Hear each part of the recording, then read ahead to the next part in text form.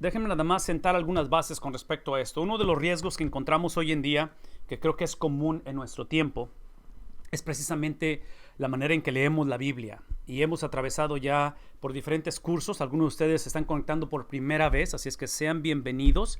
Algunos de ustedes están terminando el primer curso porque nos queda una semana más, un martes más, y concluimos este de Antiguo Testamento y nos movemos a uno nuevo. Así es que estamos ofreciendo básicamente uno por mes, es lo que típicamente hacemos, pero el reto que hemos encontrado con respecto a la interpretación de la Biblia en general es lo que tienen en la pantalla con respecto a la tendencia de leer la Biblia a través de los medios sociales. Y usamos la palabra medios sociales no tanto porque estemos en contra de los medios sociales, pero es porque es una de las cosas más relevantes hoy en día, o por lo menos es donde encontramos más relevancia. Han transformado mucho la manera en que percibimos la vida y la manera en que nos comunicamos unos con otros, lo cual es obvio que tiene ventajas muy, muy grandes. Una de ellas es que estamos usándolos esta tarde y es una de las maneras que transmitimos nuestra comunicación.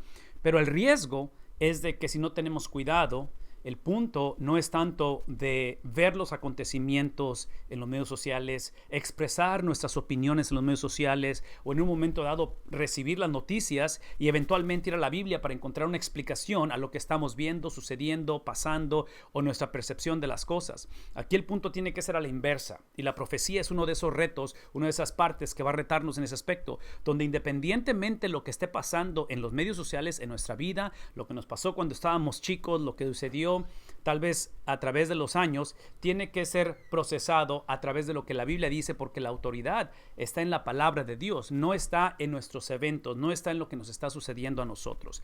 Todo eso es importante porque una de las características cuando uno va a la Biblia, no tanto para encontrar respuestas a las preguntas que tenemos, pero simplemente para encontrar respuestas, independientemente cuáles sean nuestras preguntas, es entender la perspectiva bíblica.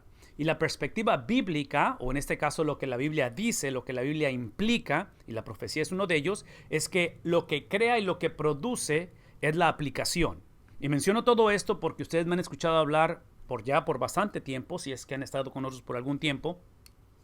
Es la diferencia que en lo personal creo, y esta es simplemente opinión personal, la diferencia que hace predicar sermones expositivos a diferencia de sermones temáticos. Y menciono todo esto porque si ustedes son como yo, una vez más, mi tendencia es ir a la Biblia y automáticamente buscar qué es lo que significa, qué puedo hacer con esto, cómo lo pongo en práctica, cómo lidio con este problema que estoy teniendo, cómo proceso esta situación que estoy enfrentando.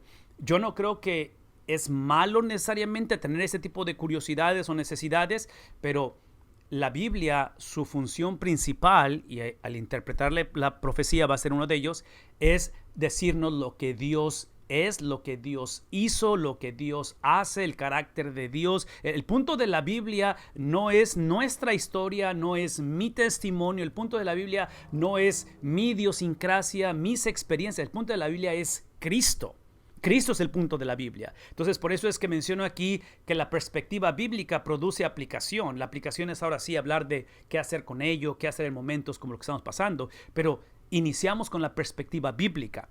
Una de las cosas que ustedes me han también escuchado decir es que para descubrir o conocer la perspectiva bíblica hay prerequisitos, y uno de ellos es precisamente, como Dr. Bob nos ha enseñado anteriormente, que el prerequisito es obviamente el lector, que serías tú, que sería yo, el intérprete, la palabra de Dios y el Espíritu Santo.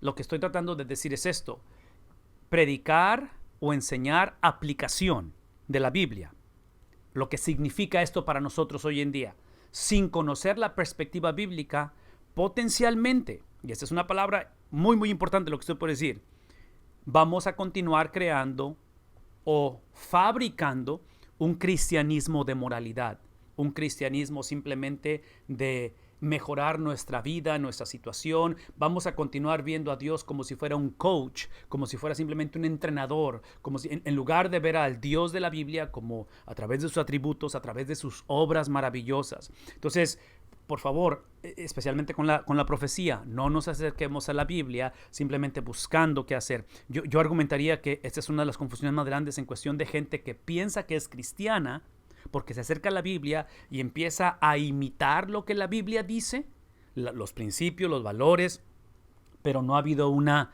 regeneración en su vida.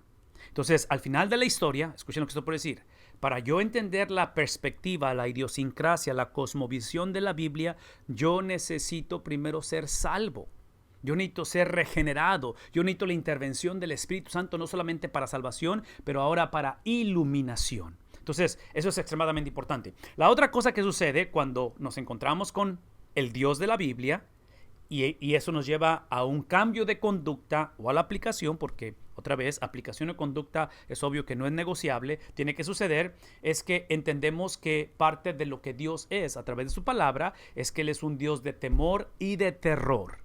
Y cuando hablo de temor y de terror, simplemente son sinónimos de reverencia. Son sinónimos en los cuales, si pudiera, no tengo aquí conmigo ninguno, pero yo sé que hay varios aquí, ya sea los famosos wipes. ¿Saben lo que son los wipes? Para ese tipo de telita que está esterilizada y que tiene alcohol y la usamos para precisamente esterilizar las cosas.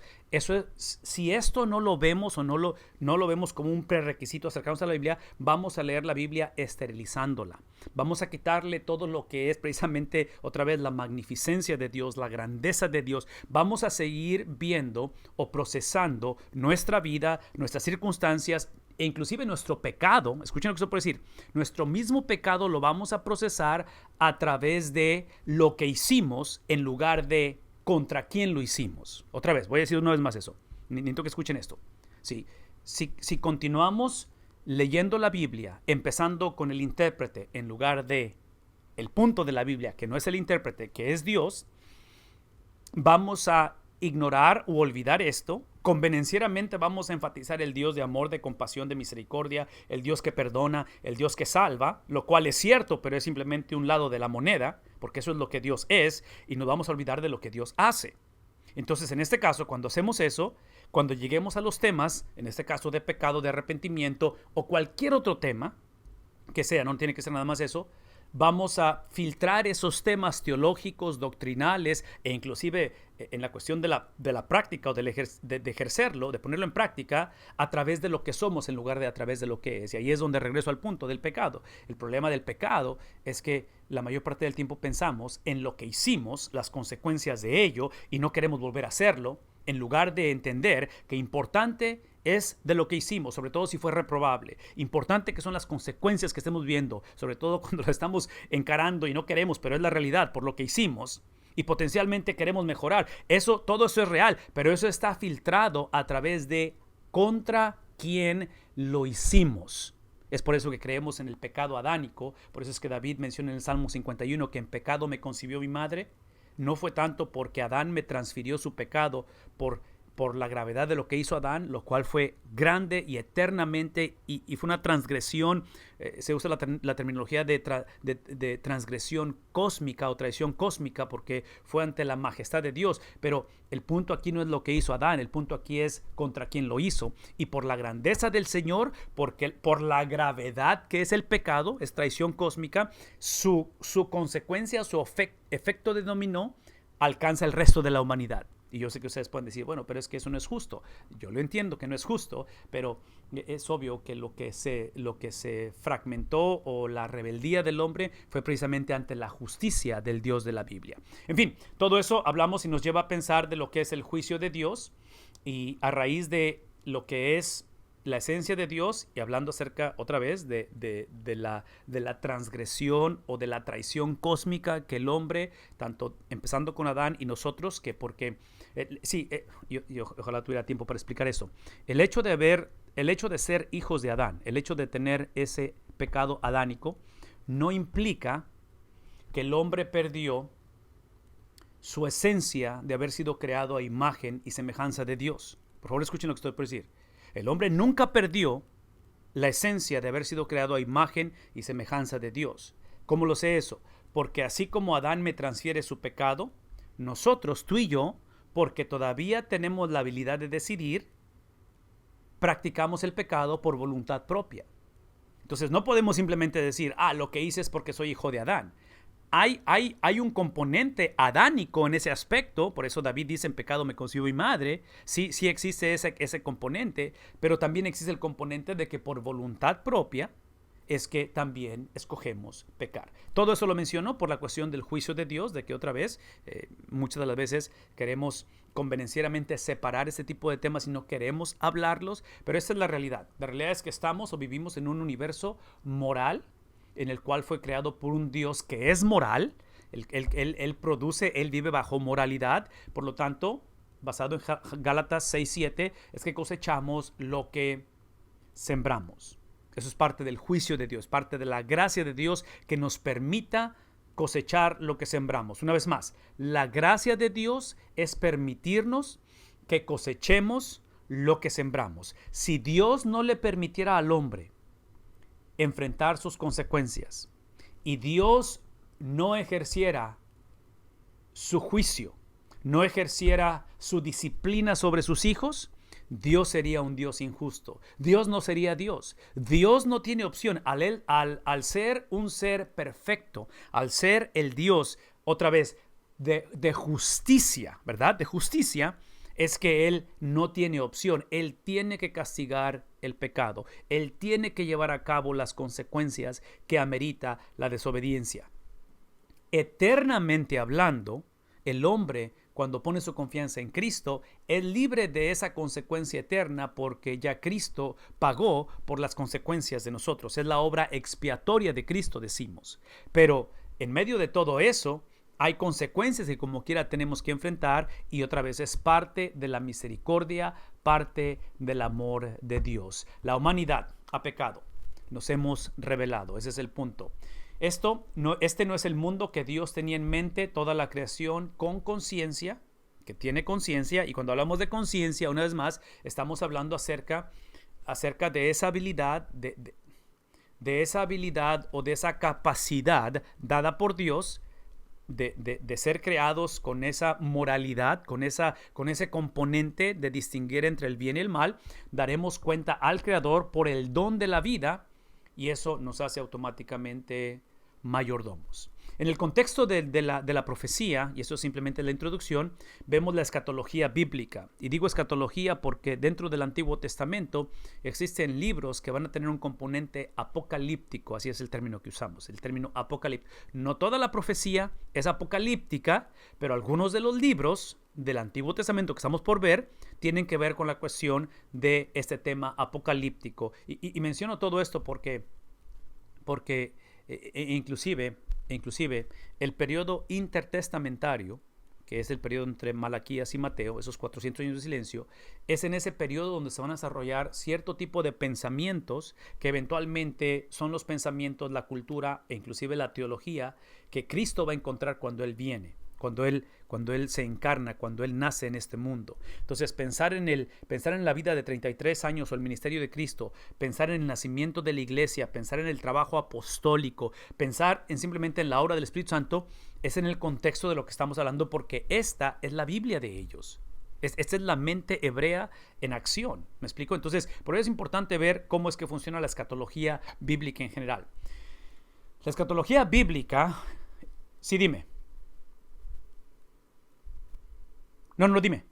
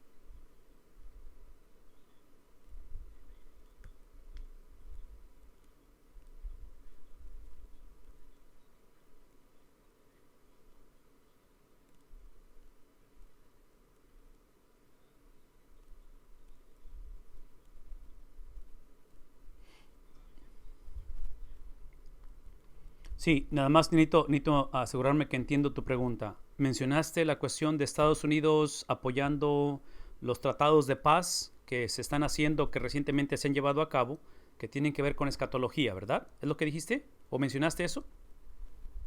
Ok, y de ahí te brincaste ahora a tu persona o a uno como cristiano. Ahí me perdí. No encuentro la conexión del primer comentario con la pregunta con respecto a ti o a mí o a nosotros con respecto a la escatología.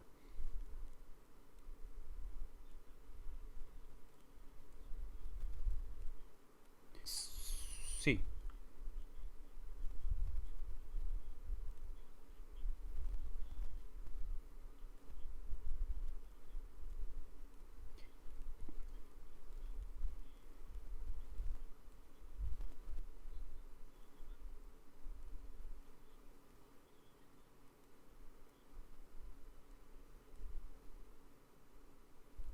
sí, estás hablando de una manera personal, ¿verdad? De cómo se afrontan de una manera personal.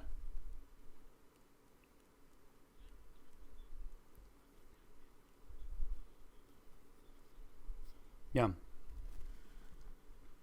sea,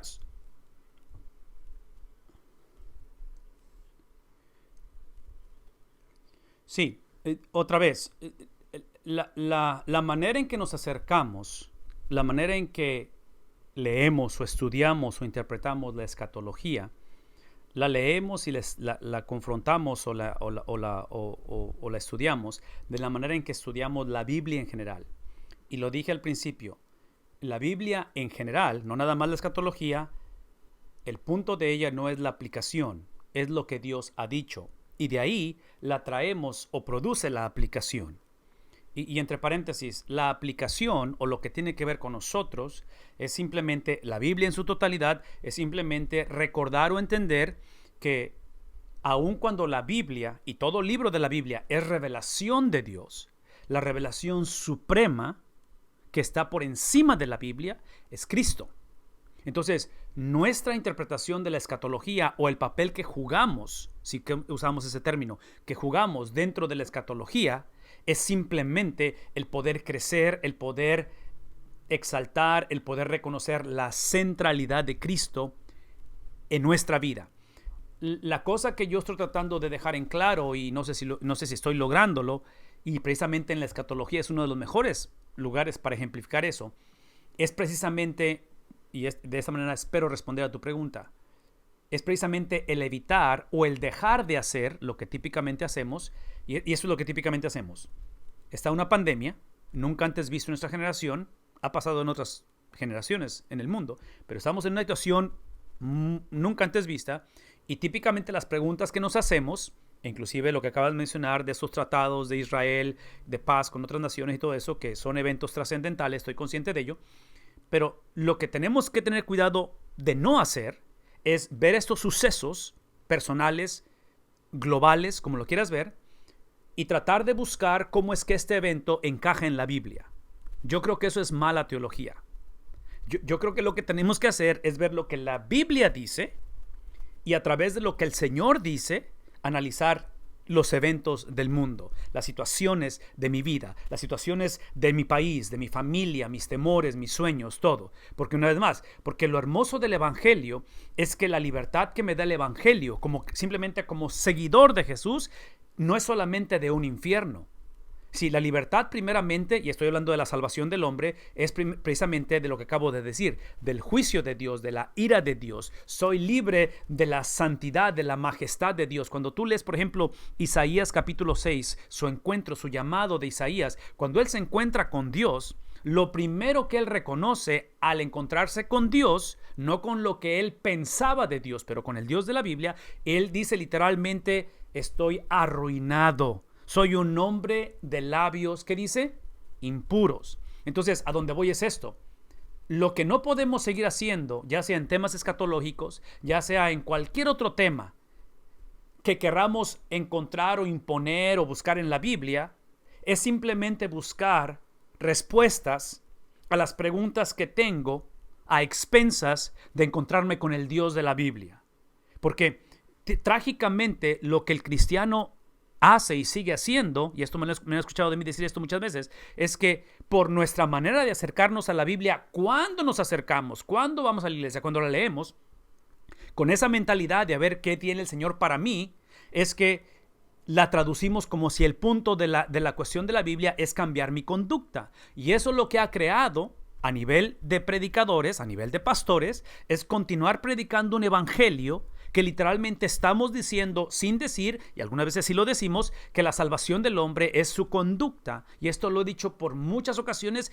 Este domingo pasado me aventé 40 minutos de sermón hablando de esto, donde especifico claramente, el evangelio es lo que Cristo hizo sin mi ayuda. El evangelio produce una conducta, pero el evangelio no es mi conducta. Es la conducta de Cristo que Él la llevó a cabo sin mi ayuda. Entonces, si pudiéramos entender eso a experiencia de salvación y el resto de nuestra vida, va a ayudarnos mucho mantener eso, que entre paréntesis, para eso necesitamos la iglesia, para eso necesitamos unos a otros, porque la tendencia del cristiano no es tanto negar la salvación, es simplemente distraernos de la razón por la cual fuimos salvos. Una vez más, la tendencia del cristiano no es negar ser salvo. Yo no creo que el cristiano a propósito niega su salvación. Yo creo que el punto del cristianismo hoy en día, lo difícil, porque seguimos enfocándonos en nosotros, empezando con nosotros, siempre pensando en nosotros, siempre pensando en mí, en mi situación y mis temores y mis sueños y todo eso, siempre trata de mí, es que eventualmente nos distraemos del enfoque de la razón por la cual fuimos salvos, y eso es lo que produce en nosotros ver la iglesia como una opción. Porque se nos ha olvidado que precisamente tu pregunta en escatología o cualquier otra pregunta en interpretación de la Biblia, por favor escuchen lo que esto puede decir, en cualquier pregunta en interpretación de la Biblia es un requisito bíblico hacerlo en comunidad.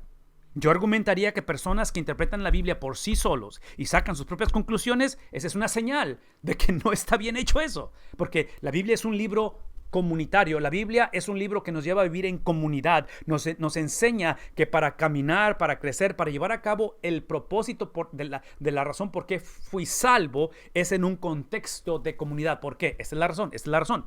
Porque fuimos salvos, escuchen esto, fuimos salvos para crecer en similitud a Cristo, pero nuestro crecimiento, nuestro avance en madurez, en santificación, el ser moldeados, no es simplemente para que dejemos ciertos hábitos y mejoremos y adoptemos nuevos hábitos. Nuestro crecimiento en Cristo es porque, dice el apóstol Pablo, que eso es lo que nos hace ser cartas abiertas, porque el mandato de la globalización del evangelismo es dado a la iglesia, no al cristiano, es a la iglesia. Entonces, si Dios me predestinó para ser salvo, ¿sí? Como escogió o eligió o predestinó, cualquiera que use el término, como escogió a Abraham, para escoger una familia, para escoger una nación, para escoger al mundo, si yo soy parte de eso, es obvio que mi crecimiento es lo que va a ser el flujo, es lo que va a poder ser el vehículo para llevar la globalización del evangelio, para literalmente ir a las naciones y simplemente ver el evangelismo como un estilo de vida. También hay que hacerlo obviamente como algo donde agresivamente confrontamos o compartimos el evangelio, pero es algo orgánico. De otra manera, vamos a continuar diciendo que el propósito de conocer a Cristo es evitar el infierno, evitar pandemias, llevar una buena vida, en el caso de Estados Unidos, alcanzar el sueño americano, eventualmente morir y en nuestro funeral asegurar que digan que la persona está en el cielo. Corrupción del evangelio. Ese no es el evangelio de Jesucristo. Eso está lejos de ser la razón por la cual Cristo vino a este mundo, por la cual su palabra fue dada a nosotros. Entonces, otra vez, respuesta larga a tu pregunta, pero tiene que ver precisamente de filtrar, ya sea, otra vez, profecía, escatología, sea cualquier otro libro de la Biblia, cualquier otro tema en la vida, yo argumentaría, no podemos seguir viniendo a la Biblia a encontrar respuestas a través de una idea o cultura del siglo XXI en medio de una pandemia viviendo en Latinoamérica. Nada malo con vivir en Latinoamérica, nada malo con el siglo XXI, nada malo con la pandemia. Bueno, sí hay muchas cosas malas de la pandemia, pero nada malo de nuestras circunstancias. El punto de aquí es que, otra vez, la libertad que me da la Biblia no es solamente de un infierno, no es solamente de la gloria de Dios o de la majestad de Dios, pero la libertad que me da la Biblia, vean esto, o el Evangelio, me da la libertad de entender que el evangelio no es mi conducta, el evangelio es el indicativo, es lo que Cristo hizo, es lo que Dios hizo a través de Cristo sin mi ayuda, que produce obediencia a la ley. A la ley. No es obediencia simplemente, otra vez, mejorar la conducta, aprender después del divorcio previo y ahora, no, nada de eso. Lo que el Evangelio hace, que es lo que Cristo hizo sin mi ayuda, es que me da la habilidad, esto es libertad, me da la habilidad de obedecer la ley. Entonces, aquí es donde entra la importancia de la palabra de Dios, entra la importancia de la conversación que estamos teniendo esta noche, porque eso es lo que produce la salvación del hombre. Ahí en sus notas o en la pantalla dice que refleja los pensamientos proféticos del Antiguo Testamento, la escatología bíblica, ¿verdad? Porque el Antiguo Testamento lo filtramos a través del Nuevo Testamento, el Antiguo y el Nuevo lo filtramos a través de ¿quién? A través de Cristo. Perciben los días postreros a través de situaciones contemporáneas. Una vez más, los días postreros a través de situaciones contemporáneas. En otras palabras, la profecía lo que hace, el poco porcentaje, el porcentaje pequeño de profecía en el Antiguo Testamento que habla de los días postreros, lo filtra o lo habla en el contexto de los días presentes. Y voy a explicar eso por un momento. Se trata de la reforma o de reformar el presente en ese momento. Y menciono todo esto porque otra vez, si no tenemos cuidado, vamos a ser completamente absorbidos, enfocados en lo que viene por delante, a expensas de no reformar, de no pedir perdón, de no crecer en similitud a Cristo y simplemente usar la salvación como si fuera una póliza de seguros, que no importa cómo vivamos, no importa de qué manera procesamos la vida, no importa nuestra apatía, no importa el que veamos la iglesia como una opción o como una sugerencia y pensemos que simplemente Dios existe para, otra vez, como un coach, como un entrenador, como alguien que simplemente tiene que ayudarme en mis problemas. Ese no es el Evangelio. La mayoría de la profecía del Antiguo Testamento se refiere a la primera venida de Cristo. Subrayen eso, escríbanlo, eso es importante. La mayoría de la profecía del Antiguo Testamento se refiere a la primera venida de Cristo. La importancia de esta primera venida de Cristo, en contraste con la segunda venida de Cristo, que es la escatología, una vez más, primera venida de Cristo, segunda venida de Cristo, que es escatología. Hay varias cosas por las cuales en el Antiguo Testamento su énfasis está en la primera venida, aunque los judíos, sobre todo en ese periodo intertestamentario, entre los dos testamentos, es cuando ellos empezaron a crear este tipo de ideas preconcebidas donde la anticipación para el judío era una sola venida. Ellos no se oponen a dos venidas siempre y cuando en la primera Cristo haga lo que viene a hacer en la segunda. ¿Por qué? Porque en la segunda venida de Cristo, esto lo sabemos por la Biblia, por la experiencia, porque ya vino una vez. Cuando Él venga por segunda vez, Él viene simplemente a traer la consumación de las cosas. Él viene a llevar a cabo lo que ya empezó en nuestras vidas y en nuestro mundo. Y menciono todo esto porque, regresando a la cuestión de la escatología o de la segunda venida de Cristo, que es importante y tiene su lugar, la segunda venida de Cristo es simplemente enderezar las veredas. Es simplemente traer a juicio a las naciones delante del trono de Dios. Viene Él como el juez, ¿verdad? Cristo viene como el juez, ya no viene como el Cordero Santo de Dios. El cuidado que tenemos que tener, este es el cuidado que yo invito a que tengamos. Importante que es la segunda venida, el poder, el clímax del plan de Dios es su primera venida.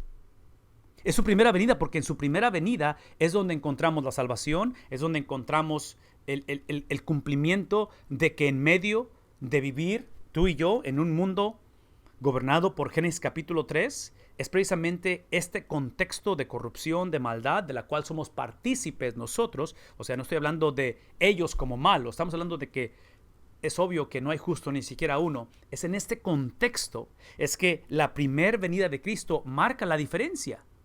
Una vez más, sí, porque muchos pensamos que venir a Cristo es precisamente aislarme del contexto. Venir a Cristo es precisamente para que Cristo me haga inmune del contexto, de esta maldad, de esta corrupción. Y es obvio que hay mucho de eso incluido porque Él nos protege, porque Él obviamente nos ha apartado y nos ha santificado. La palabra santo no significa sin pecado, pero es la cuestión, inclusive aquí es donde entra la palabra iglesia o eclesía, que tiene que ver con aquellos que han sido separados para una misión específica.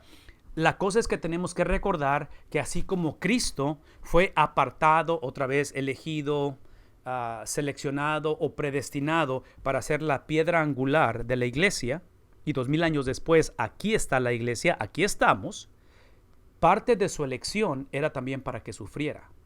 Una vez más, parte de la elección de Cristo, parte de ser Cristo el ungido, parte de ser Cristo el que fue profetizado o el que fue anunciado en Génesis capítulo 3, versículos 15-16, que iba literalmente a aplastar la cabeza de la serpiente. Eso es parte de la profecía mesiánica de la primera venida de Cristo. Estamos hablando de que el preámbulo iba a ser que iba a ser herido, iba a ser varón de dolores por la serpiente, iba a ser que el viernes era el preámbulo del domingo. ¿Qué estoy diciendo?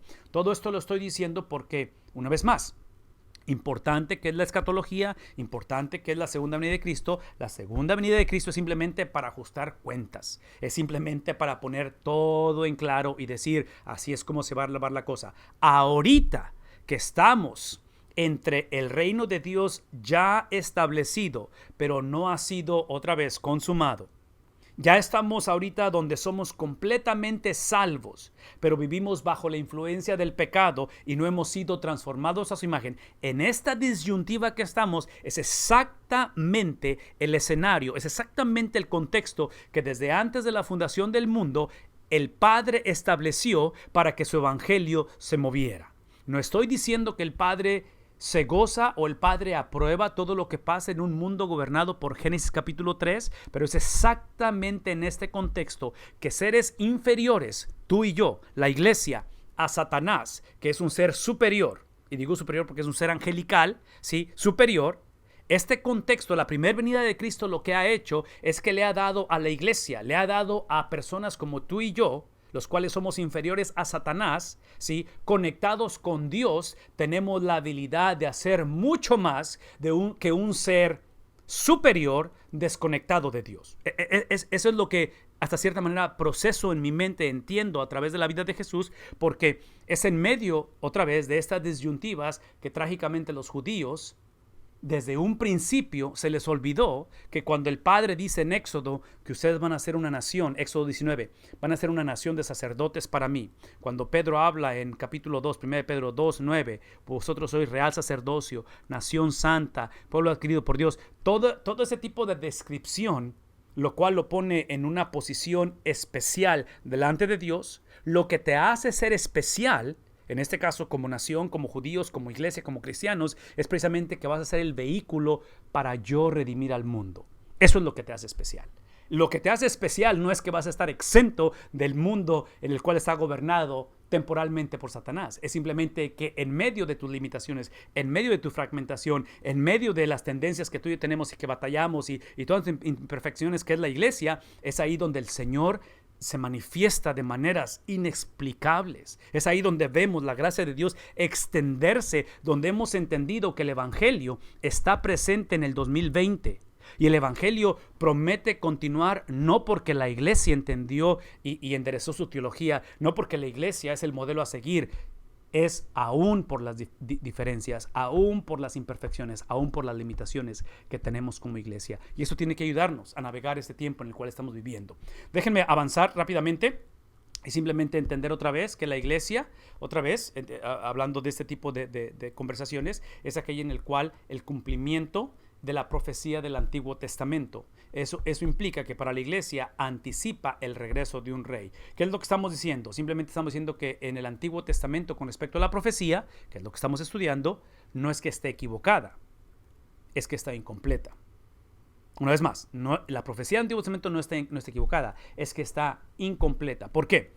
Porque sabemos hoy en día que no es una venida de Cristo, son dos venidas de Cristo. Una vez más, la única cosa es que ya sea el pueblo de Dios en el Antiguo Testamento o el pueblo de Dios a través de la iglesia en el Nuevo Testamento, convenencieramente hemos puesto el énfasis, hoy en día es lo que estamos haciendo, estamos poniendo un énfasis en la segunda venida a expensas de la primera, que acabo de explicarlo, donde la primera venida de Cristo es donde encontramos otra vez las transacciones legales que he hablado, de Adán a nosotros en pecado, nuestro pecado a Cristo en su primera venida, donde el que no conoció pecado por nosotros se hizo pecado, y literalmente ahora Cristo, la última, son tres, la última es su justicia, su perfección, su obediencia, su santidad, todo lo que Cristo es transferido ¿a quién? a su iglesia, transferido a nosotros. Por favor, escúchenme una vez más. Si esto es verdad, de que Cristo ha transferido su persona a nosotros, de que el reino de Dios está en nosotros, habita en nosotros, que la totalidad de Cristo está en nosotros a través de su Espíritu. Si eso es cierto, voy a decir una vez más, para activar eso en nosotros, para vivir de acuerdo a la voluntad de Dios, es la obra exclusiva del Espíritu Santo y es la obra de una vida en comunidad. No sé cómo enfatizar eso lo suficiente para que entendamos esta tarde, esta noche, que no es suficiente que entendamos teológicamente o doctrinalmente que debemos vivir para Dios.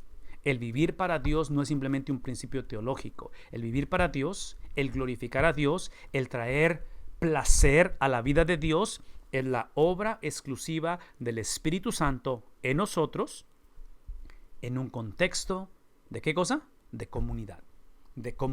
Por lo tanto, es en ese contexto que Dios va a cumplir lo que ha prometido, y hablamos acerca de una restauración de nuestra relación con Dios. Es lo que ha prometido Dios, restauración de nuestra relación con Dios. Eso implica que la restauración con Dios, aquí van las transgresiones legales, es de que no solamente somos inocentes, sino que somos, ¿qué cosa? Hechos justos. Inocentes fue el viernes, cuando confesé mi pecado, Cristo me perdonó, derramó su sangre, tomó mi lugar. Expiatorio, simplemente soy inocente. Eso no es suficiente. Gente inocente no va al cielo. Necesitamos ser justificados. Necesitamos la transferencia de toda su persona, Por eso es que enfatizo y digo, y lo dije el domingo varias veces, la salvación, que es la justificación, que incluye el perdón de pecados, es lo que Cristo hizo sin mi ayuda. Porque viernes y domingo son cosas que Cristo hizo sin... Lo único que yo contribuí para viernes y domingo en la vida de Jesús, ¿qué fue? Fue mi pecado, es lo único. De ahí en fuera yo no contribuí absolutamente a nada. La maldad será juzgada y removida, es lo que Dios promete hacer. Y el plan redentor de Dios, ¿qué cosa? No puede fallar, se va a cumplir. Por lo tanto, aquí es donde entendemos que la perseverancia del hombre es el resultado del Dios que decide preservarlo. Una vez más, la perseverancia de la iglesia no es tanto, una vez más, porque la iglesia entendió, porque la iglesia tiene sus cursos de Biblia, porque la iglesia entiende la teología, porque la iglesia entiende la escatología. Esa no es la razón que la iglesia está aquí después de 2000 años. La iglesia está aquí después de 2000 años por la misma razón que tú estás aquí y que eres salvo. Tú eres salvo porque Dios, una vez más, Dios predestinó, y la palabra predestinar, no se me pongan nerviosos, es simplemente que Dios ha establecido desde antes de la fundación del mundo el destino de por qué eres salvo. El propósito, la razón. Y la razón no es simplemente, otra vez, el evadir lugares o sufrimiento. La razón de la salvación es una persona. Somos salvos para Cristo. Somos salvos en Cristo. Somos salvos para Cristo. En Primera de Pedro dice el Señor que Él es nuestra herencia. Que al final de la jornada, lo que vas a obtener, el cielo, no es simplemente un lugar, es una persona. Entonces, cuando hablamos acerca de la perseverancia del hombre, la perseverancia de la iglesia, es literalmente el Dios que escoge preservar y que la iglesia responde en perseverancia. Entonces, una vez más, no es uno u otro, son los dos, ¿verdad? Es otra vez, regresando a la analogía de Mateo 16. En Mateo 16, ¿quién le da la habilidad a Pedro de confesar que Cristo es literalmente el Mesías, el Hijo del Dios viviente? ¿Quién le da la habilidad? Cristo le dice, porque no te lo confesó ni carne ni sangre. Entonces, la habilidad se la dio Dios. La pregunta es, ¿quién lo confesó? Lo confesó Pedro. O sea, Pedro ejerció la habilidad que él tiene, que tú y yo tenemos, al haber sido creados a la imagen de Dios, de tomar decisiones. Simplemente que la decisión que Pedro tomó fue activada, fue formada literalmente por la intervención divina. ¿Qué es lo que sucede en la salvación? La salvación no es el producto de hombres y mujeres que simplemente entendieron el evangelio o que simplemente reconocieron su pecado. Todo eso es el producto de la salvación. Es lo que hace la misericordia de Dios, activar en nosotros, crear en nosotros tanto el querer como, ¿qué dice el apóstol? El hacer. Entonces, por eso es que hablamos de esa perseverancia, que no es opción, pero es el producto del Dios que preserva. La fe, ¿qué es la fe? La fe es simplemente, otra vez, es el regalo de Dios. La fe es creer. La fe es creer que Cristo,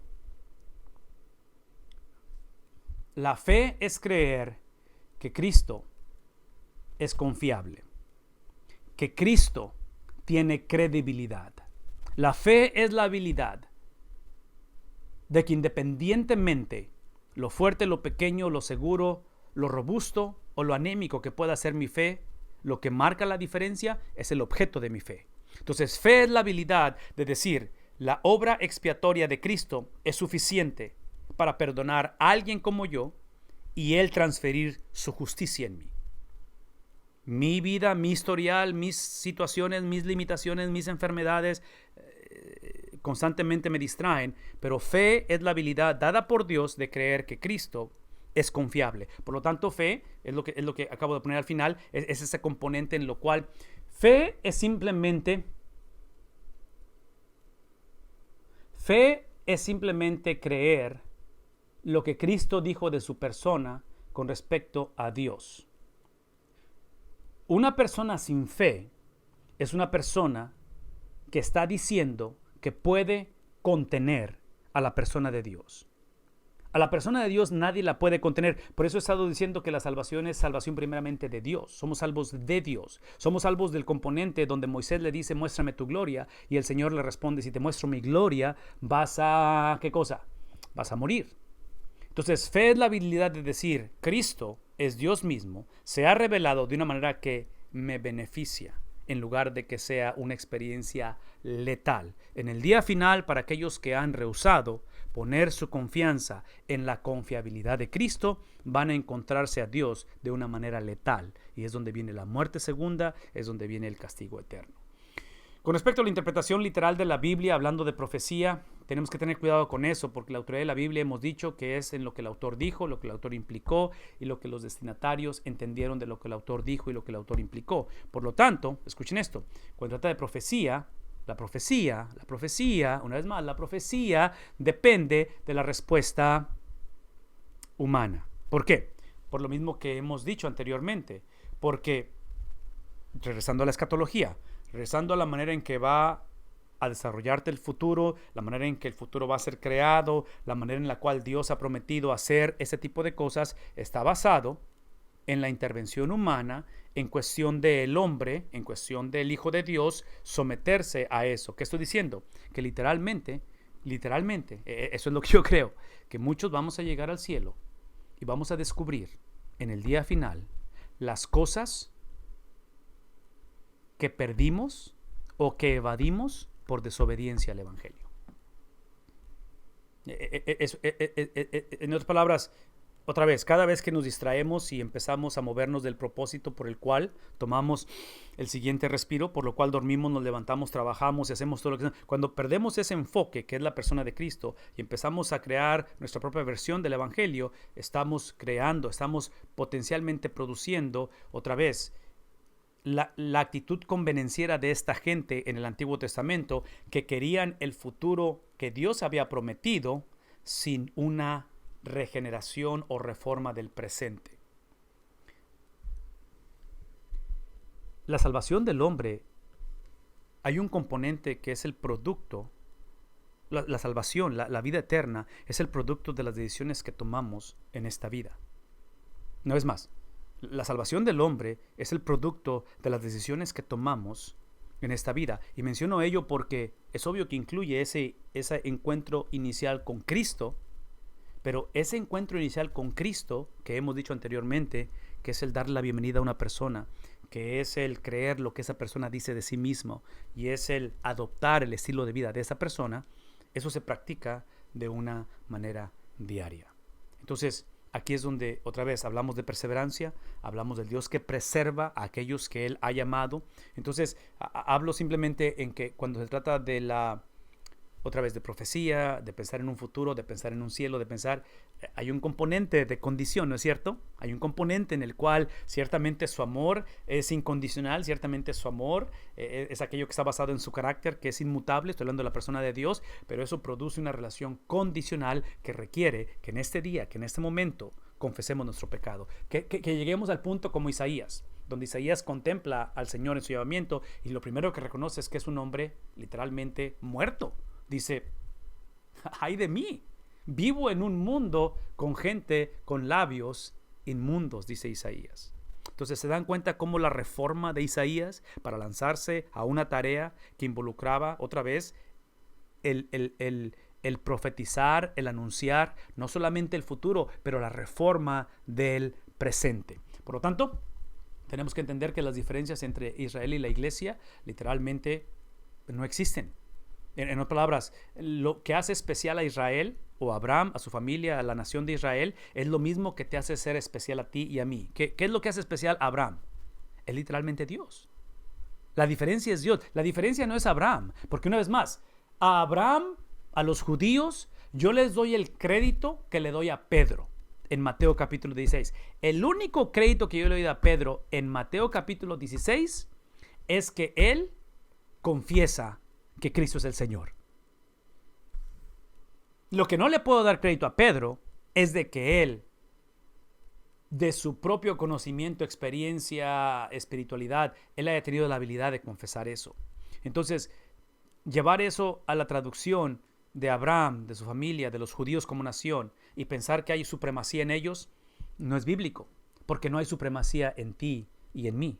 Porque el privilegio o los beneficios o las prestaciones, si usáramos términos de trabajo, que tenemos en el cristianismo, es simplemente de una vida de servicio, de una vida de sacrificio. Es el único que tenemos. Por lo tanto, una vez más, asumiendo que el propósito de la salvación es, otra vez, es en el Antiguo Testamento una vida de servicio, en el Nuevo Testamento similitud a Cristo. Israel es especial simplemente porque Dios, ¿qué cosa?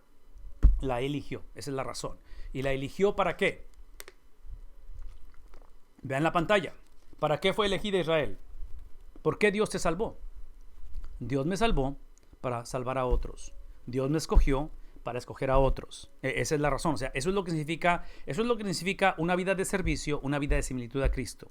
Vida de servicio y similitud a Cristo es simplemente evangelismo. Es simplemente entender que mi salvación, la razón por la cual soy salvo es para la salud de la iglesia.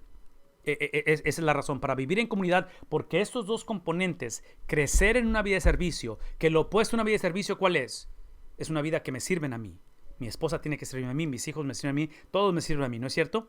Y una vida de similitud a Cristo, lo opuesto es tener a un Cristo que se asemeje a mí en lugar yo a Él. Sí, para alcanzar esto, si esto es verdad, esto es el producto, una vez más, es el producto de una vida en comunidad.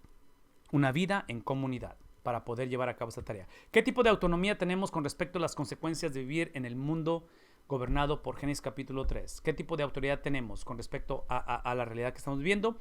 Una vez más, la frase más importante de la gran comisión en Mateo capítulo 28 es el versículo 17, cuando Cristo dice, toda potestad, toda potestad, toda potestad. Entonces, la pregunta con respecto a qué autoridad tenemos lo que se le llama una autoridad mediadora. Y no sé cómo seguir enfatizando este principio, pero esa autoridad fue dada a la iglesia. Las llaves del reino en Mateo capítulo 16, cuando Pedro hace la confesión y Cristo dice, no te lo reveló carne y sangre, bajo esa confesión edificaré mi iglesia, dice que las puertas del Hades no prevalecerán ¿contra quién? No dijo que contra el cristiano, es contra la iglesia. ¿Qué estoy diciendo? El evangelio de la prosperidad enfatiza mucho el individualismo, la autonomía, tu vida, tus sueños, tus propósitos, tus anhelos. Y yo no creo que Dios se opone a eso. Es simplemente que Dios solamente endorsa, solamente se convierte en el aval cuando los sueños, cuando los propósitos, cuando las intenciones, los pensamientos y el estilo de vida, por favor escuchen esto, son para la salud de la iglesia, porque la iglesia es el vehículo que Dios, así como escogió a Abraham, escogió a su familia, escogió a la nación y ha escogido a la iglesia para llevar a cabo ¿qué cosa? Su plan redentor a través de las edades. Entonces, es una contradicción de términos yo pasar tiempo en oración si mi vida pidiendo la bendición de Dios sobre lo que pienso, siento, lo que me hicieron, los retos que tengo y todo eso, cuando mi vida no está enfocada en la salud de la iglesia. Dios no puede hacerse responsable de un cristianismo autónomo de la iglesia, fuera de la iglesia, o tener mi propia versión de la iglesia, simplemente por lo que pasó, por lo que escuché, por lo que vi. Sí, otra vez, el punto aquí es Dios, no es el cristiano. El punto aquí es de que la autoridad que Cristo está dando en la gran comisión, Cristo está posicionando a la iglesia, es en el contexto de comunidad. Y otra vez, escuchen esto, eso tiene que ver con la autoridad. Esta es la autoridad que tenemos. La autoridad que tenemos es literalmente de compartir el evangelio. Esa es la autoridad que tenemos es de vivir una vida sacrificial, de servicio. La autoridad que tenemos es de tener la bendición para los que tenemos hijos, para los que estamos casados, para los que están en hogar, están solteros, cualquiera que sea el caso, casados, solteros otra vez. Tenemos, esta es la autoridad. Tengo la autoridad de demostrar la esencia, el carácter de Cristo en un contexto de hogar donde potencialmente no conduce a eso. Es donde mi evangelismo, hablando Pedro a las esposas cristianas en 1 de Pedro, que estaban casadas con esposos incrédulos, él dice Pedro que es con su testimonio. ¿Sí? Eso es autoridad. Esto es autoridad. Entonces, es la que Cristo nos ha comisionado. Si Dios es soberano, entonces la maldad, sin aprobar lo que sucede con la maldad, pero la maldad sirve los propósitos de Dios, y vemos ejemplos como José, como Daniel, como Pablo y obviamente como Cristo. La oportunidad que tenemos es de introducir o de reintroducir. Véame tantito, por favor, eso es importante. Como nunca antes, y digo nunca antes en nuestra generación, en medio de todo lo que está pasando, tenemos la oportunidad de introducir o de reintroducir, cualquiera que sea el caso, ya sea, cuando digo introducir es una persona no cristiana, cuando digo reintroducir estoy hablando de la iglesia, porque se supone que somos cristianos. Entonces, ya sea evangelismo o sea el simplemente retomar o regenerar o renovar, ¿cuál es la palabra que estoy buscando? Reformar, la palabra reformar en cuestión de la iglesia. Esa es la oportunidad que tenemos en este día, es de reintroducir la doctrina de la maldad y el sufrimiento, porque es tangible, porque todos estamos viviéndolo. Eso implica que en medio de las condiciones, buenas, malas, positivas, inseguras, inciertas, como cualquiera que sea, o tal vez estamos en una situación bastante buena, cualquiera que sea, la pregunta es, esa es la pregunta, porque es lo que estamos reintroduciendo. ¿Cómo es que tu perspectiva, tu vida, tu testimonio, tus experiencias, tus inseguridades, lo que sea, cómo es que eso entra, se somete, se pone debajo del plan redentor de Dios? Porque una vez más, si eres una persona salva, eres salva porque Dios quiere salvar a otros a través de ti y de mí, ¿verdad? Eso es darnos las llaves del reino en Mateo capítulo 16, y eso implica que regresamos al evangelio, no a la conducta del evangelio. Porque ¿qué dijimos que es el evangelio? El evangelio es lo que Dios, lo que Cristo ha hecho sin mi ayuda, que produce una conducta. Esa conducta es la ley de Dios. Llévense eso esta noche, es la ley de Dios. Ok, rápidamente en definición de profecía, en sus notas, profecía simplemente podría definirse legítimamente como ese entendimiento de la historia que acepta el significado únicamente en términos de interés divino. ¿Hay alguna pregunta hasta aquí? ¿No preguntas? ¿Me puedo arrancar con lo que sigue? Háblenme, rápidamente. Si no hay ninguna pregunta, le sigo. No preguntas. Ok. La definición que nos presenta Dr. Bob Utley en su página de comentario bíblico gratuito tiene que ver con, una vez más, con el entendimiento de la historia que acepta el significado de esa historia únicamente, exclusivamente en términos de interés divino. Una vez más, es entender mis circunstancias, eso es profecía, es entender mis circunstancias, buenas, malas, positivas, negativas, del pasado, del presente y del futuro, cualquiera que sean. Lo que me hace ser yo, lo que me hace ser mi persona, mi idiosincrasia, mi cosmovisión, es filtrarlas a través de términos de interés divino. Es lo que acabo de decir. Es simplemente, es el tener la habilidad de unirme a esto, al plan redentor de Dios. Porque el plan redentor de Dios es obvio que es el Dios que va a usar las circunstancias de nuestro mundo, una pandemia, escuchen esto, sin aprobar lo que está sucediendo. Por favor.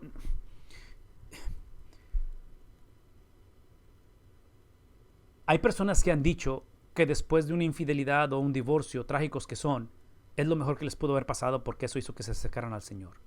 No es lo que estoy diciendo. Por favor, escuchen. No estoy implicando que Dios aprueba la negligencia, la rebeldía, la apatía del cristiano. Simplemente estoy diciendo, profecía implica que Dios, en esos términos e interés divino, en el hecho de lo que dice aquí, el propósito divino, participación divina, todo eso, esta definición que está dando, no está limitada a las circunstancias del hombre. Profecía es simplemente decir, esto es lo que el Señor ha dicho, y es lo que implica en cuestión de, otra vez, de reformar tu presente. Pero aquí está el punto. Lo que Dios ha dicho, lo que Dios ha establecido, va a suceder, aun si no reformas tu presente. Pero si no lo reformas, va a haber consecuencias de ello. Cuando hablamos de Jeremías 29, ¿no? ¿Qué es? Jeremías es 29:11. Estos son los planes que tengo, los planes que tengo para ti, los pensamientos que son de paz y no de maldad, pensamientos que son para beneficiarte a ti. Ese capítulo del 29 de Jeremías es palabra de Jeremías al pueblo, vean tantito, al pueblo, no es un pueblo post-exilio, es en medio del exilio. Entonces, aparentemente, esos planes que están apuntando, que hablan en Jeremías 29:11, que mucha gente lo usa y se lo pone en tarjetas a otros, los planes que Dios tiene, acordémonos que son planes en una condición que es deplorable.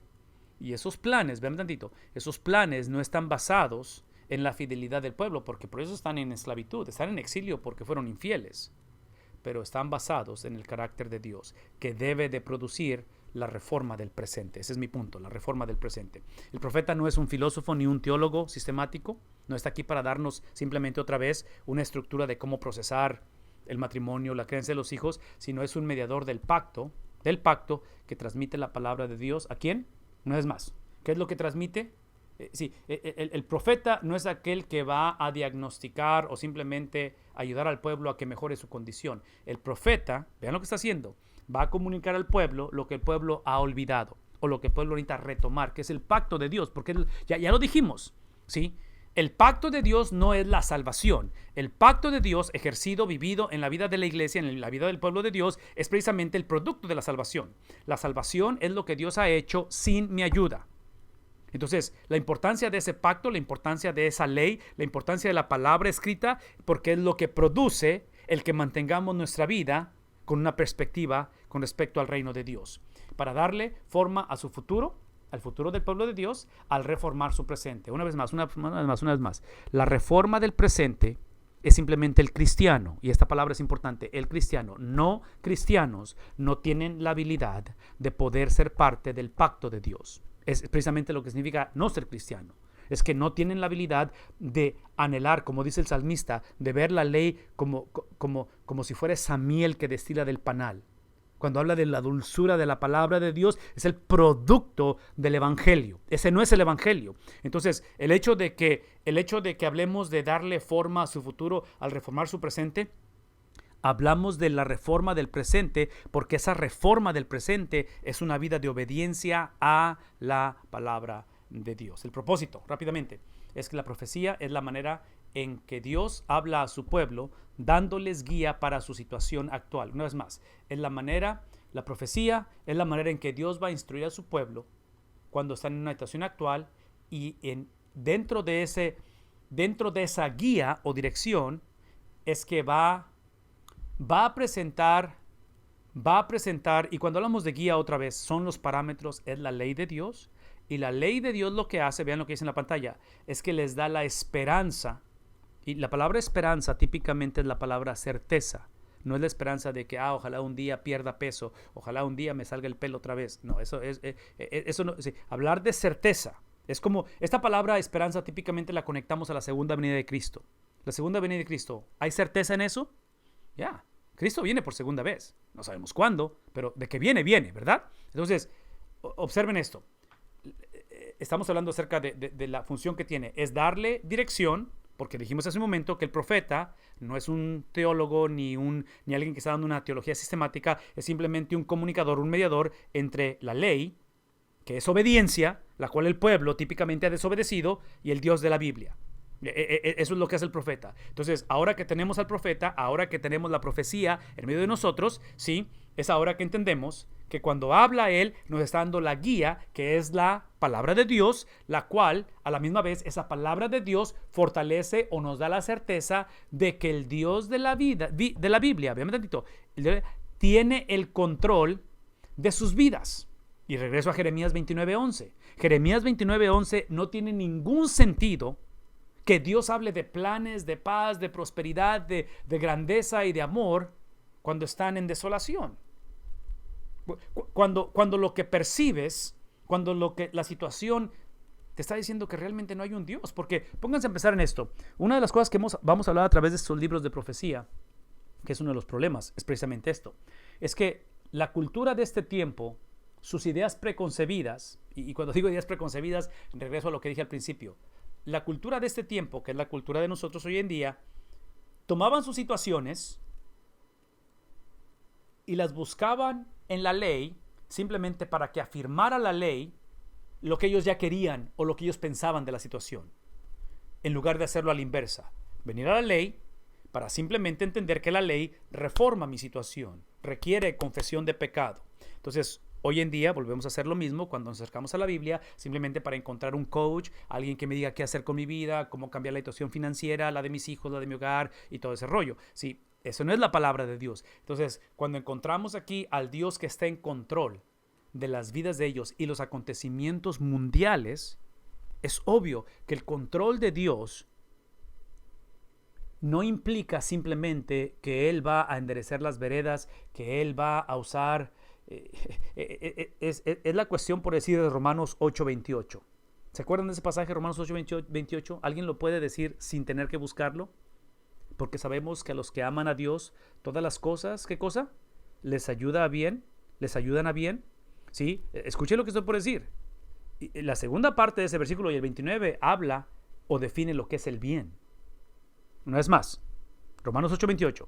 Y sabemos que a los que aman a Dios, todas las cosas les ayudan a bien. Y termina diciendo, aquellos de los cuales que son llamados conforme a su propósito. Entonces, en Romanos 8:28, el apóstol Pablo está definiendo lo que es bondad, lo que es bien, en un contexto de dificultad, en un contexto de sufrimiento. Es ese capítulo 28 donde él habla de que nada nos podrá separar del amor de Dios, ni persecución, ni hambre, ni angustia, ni lo presente, ni lo futuro, ni lo que está por venir. ¿Qué estoy diciendo aquí? De que hablar del Dios que está en control es que el cristiano, escuchen esto, es que el cristiano a través de la reforma, no estoy hablando de salvación, estoy hablando de comportarme como salvo, estoy hablando de la ley, ejerciéndose, viviendo la ley, la obediencia, en ese contexto, lo que le da Dios, eso es estar en control, es darme la habilidad de que independientemente de lo que está sucediendo, Dios está en control porque me ha dado la habilidad, sin cambiar mis circunstancias, de cambiar mi perspectiva de las circunstancias.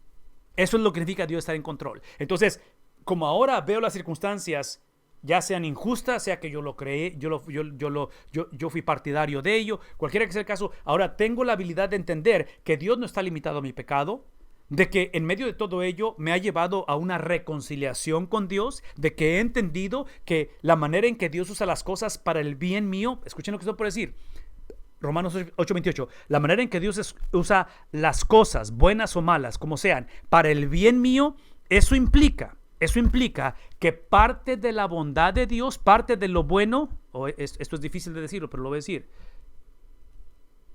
no va a ser experimentado hasta que lleguemos al cielo.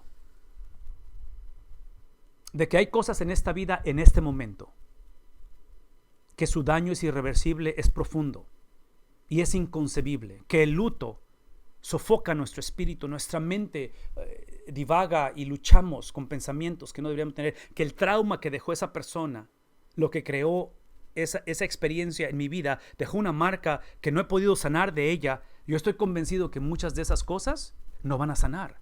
Que vamos a tener que continuar el resto de nuestra vida dolidos en ese aspecto. No porque Dios no tenga la habilidad de sanar, no porque Dios no tenga, es simplemente entender, una vez más, que vivimos en un mundo gobernado por Génesis capítulo 3 y que de acuerdo a 1 de Pedro capítulo 5, Satanás anda como león rugiente buscando a quién confundir, buscando a quién desanimar, buscando a quién inyectar apatía.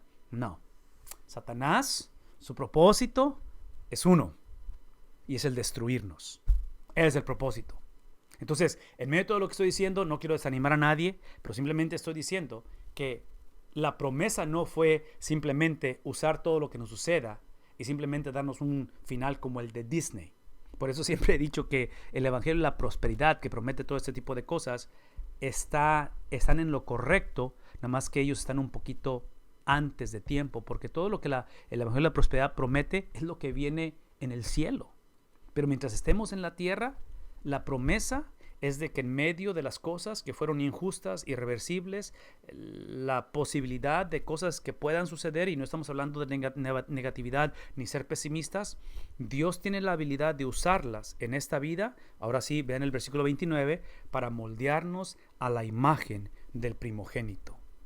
Y ahí es donde regresamos a la doctrina del sufrimiento, de la maldad, en fin, todo lo que hemos hablado todo este tiempo. Él tiene otra vez de sus vidas el cuidado, el control y de los acontecimientos mundiales. Su mensaje básicamente era colectivo, otra vez, es la cuestión comunitaria, no individual. Tenía el propósito de redarguir, de animar, de producir fe, arrepentimiento y de informar al pueblo de Dios acerca de qué cosa. No del pueblo. El punto aquí es que Dios no es un terapista, Dios no es simplemente alguien que va a dar una evaluación y te va a ayudar a entender tu niñez, tu juventud y tus sueños y por qué tienes ese temperamento. Si lo que Dios va a hacer, Isaías capítulo 6, Dios va a revelar quién es Él. Y el producto de esa revelación es entender que literalmente estamos arruinados, que literalmente no hay justo ni siquiera uno. La revelación es simplemente para decir, ok, va a cambiar tu circunstancia y va a hacerte una persona mejor. Ojalá todo eso suceda y ojalá la respuesta sea otra vez esa reforma en nuestro hogar, esa reforma en medio de una pandemia. Pero la promesa es que Él, escuchen esto, es que ese redarguir, ese animar, ese producir fidelidad, ese producir reforma o arrepentimiento, es de informarle al pueblo precisamente lo que causó exactamente lo opuesto a la lista, que es el vivir lejos del carácter de Dios. Es precisamente el simplemente tener un Dios que queremos que bendiga nuestros planes, que bendiga mi agenda, que entienda quién soy. Sí, Dios no existe para entender lo que somos. Dios existe para transformar lo que somos. Por lo tanto, Él dice, los profetas exigen fidelidad al pueblo de Dios, a los pactos de Dios, van a exigir eso no va a ser popular en este tiempo. A esto hay que agregar que el profeta es frecuentemente usado para revelar claramente, ¿qué cosa? La elección de Dios de un portavoz. Esto, en última instancia, se refiere a quién. En otras palabras, el elegir a un profeta, el elegir un sacerdote, el elegir un sistema sacrificial, el elegir a un rey, todo esto que estoy hablando de las descripciones de cómo Dios usó en su debido tiempo a través de la historia instrumentos, sistemas, personas, familias, a Abraham, ¿sí? A su familia, la elección de todos ellos es apuntando a quién. Vean tantito, no a los judíos, a un judío. El punto de la historia es un judío, ¿no es cierto? Esa es la promesa. Es la simiente de la mujer, es Cristo revelado, hecho carne, habitando entre nosotros por 33 años. Frecuentemente el profeta tomaba una crisis histórica, un acontecimiento, un suceso, o teológica, crisis teológica de su época y la proyectaba con un escenario escatológico. Tomaba la realidad de lo que están viviendo, circunstancial o teológico, la confusión que había, la manera en que se habían ido a la idolatría o prostituido espiritualmente, y lo proyectaba de una manera en la cual está anunciando cómo va a acabar la historia. Esta perspectiva de los tiempos finales de la historia es única. Escuchen esto es importante. Es única en Israel y en su sentido de elección divina y promesa de pacto. Ok, no sé si esto está claro, pero voy a tratar de ilustrarlo. Hay un pasaje en 2 de Crónicas 7:14. Si mi pueblo se humillare y escuchare mi voz, en el cual mi nombre es invocado, escuchara y se humillare. ¿Saben de qué pasaje estoy hablando? Otra vez es difícil para mí decir esto, pero no se aplica. En otras palabras, ese tipo de pasajes, porque la autoridad está en lo que el autor dijo y lo que el autor implicó y cómo la audiencia lo entendió. Ese pasaje no está hablando de una nación hoy en día, en el siglo XXI, que se humille y que busque el Señor y la promesa se va a cumplir. Es un pasaje que está condicionado para esa generación, en ese tiempo, en ese contexto. Que hay maneras de aplicarlo, que hay maneras de...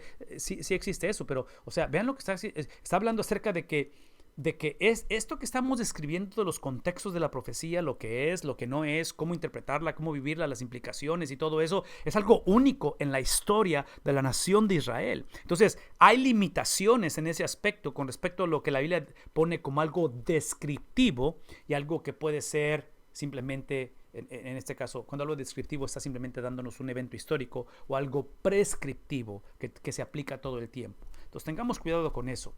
El oficio del profeta parece equilibrar Jeremías 18:18 y usurpar el oficio del sumo sacerdote. En otras palabras, como que hay una que se empalma y empieza el sacerdote a menguar y el profeta empieza a moverse o a tomar el lugar de lo que el sacerdote hacía anteriormente, como una manera de conocer la voluntad de Dios. Una vez más.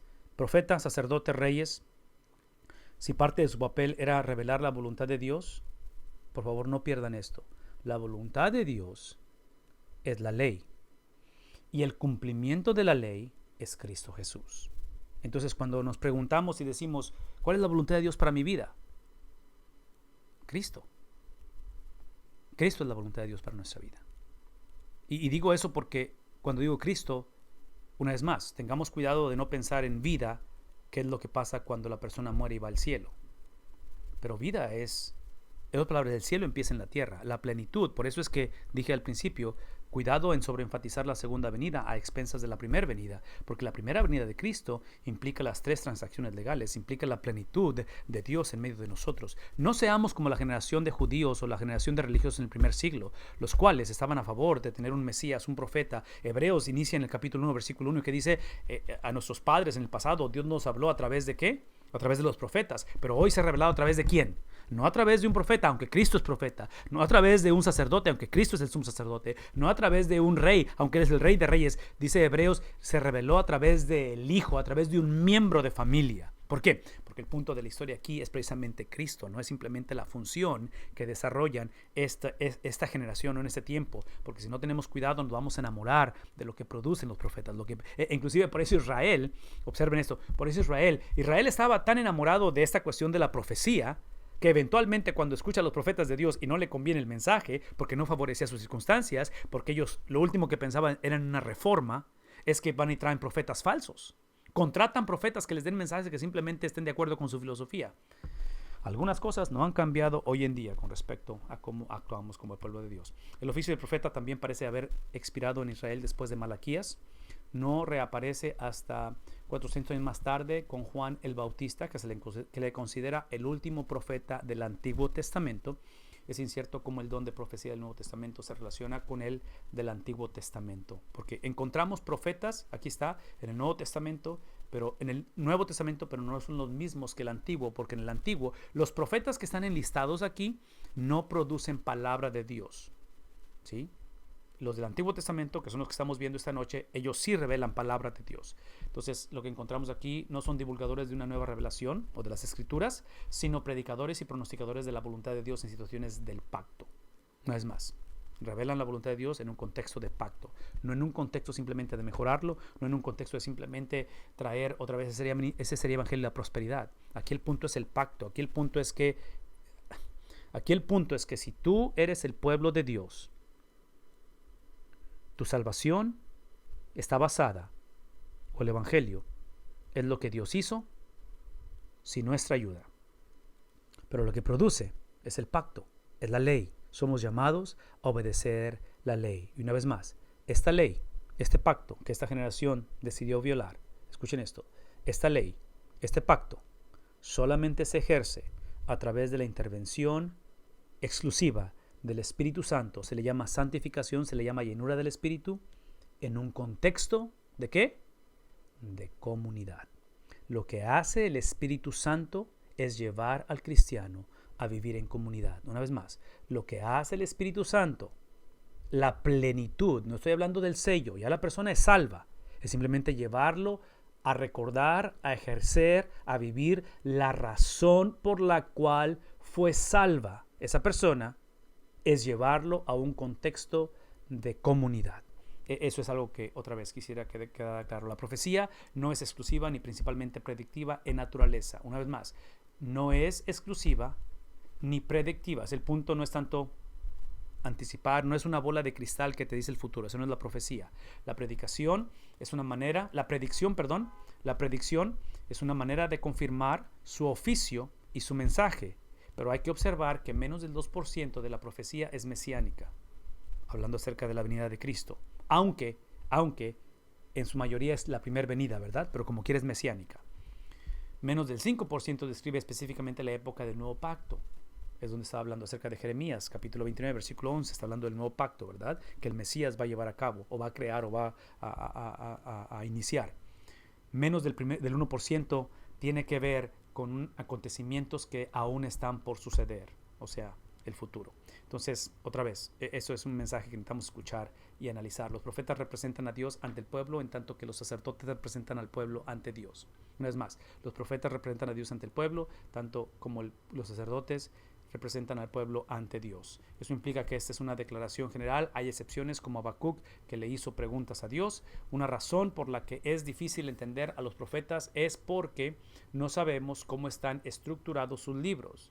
No son cronológicos, vean esto, no son cronológicos. La estructura es un poquito difícil porque la cronología no tiene mucho sentido. Parecen ser temáticos, pero no siempre de la manera que uno los esperaría. Frecuentemente no hay un escenario histórico obvio. Y digo escenario histórico porque, por ejemplo, en el caso de Isaías, regresando al capítulo 6, habla acerca de la muerte del rey. Entonces, en el capítulo 6, cuando habla acerca de la muerte del rey, él es llevado otra vez ante la presencia de Dios en esta visión, hablando de Isaías.